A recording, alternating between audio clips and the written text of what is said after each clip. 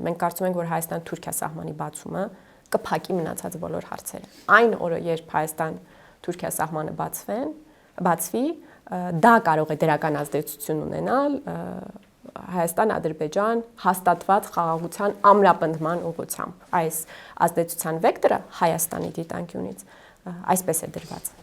Իսկ այդ ցորենի չափաբաժինը, որով մենք սկսեցինք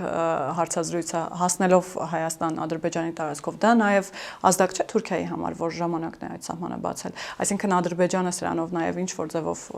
ուղիղ չի պատասխանում այդ հարցին։ Թուրքիան միշտ ասում է, որ հենց կարգավորվեն ձեր հարաբերությունները, այո, մենք էլ հաշվի կառնենք եւ մենք էլ այստեղ գործնական քայլերի կգնանք։ Այդ առումով համաձայն եմ, ամեն հաջորդ դրական քայլը հեշտացնում է մեկ այլ երկրի համար դրական քայլ անելու հնարավորությունը, մեծացնում է։ Մեկ էլ մի բան էլ է ուզում ասել այս հացահատիկի վերաբերյալ։ Շատ այնց տարբեր շարժումներ են լինում։ Մենք պետք է նաև նկատենք, որ Ռուսաստանից դեպի Վրաստան եւ Հայաստան առանձին երկաթուղային գիծ չկար, կա խորհրդայինը, որը կրկին Աբխազիայով է անցնում եւ հիմա չի գործում, բայց նախկինում էլ որպիսի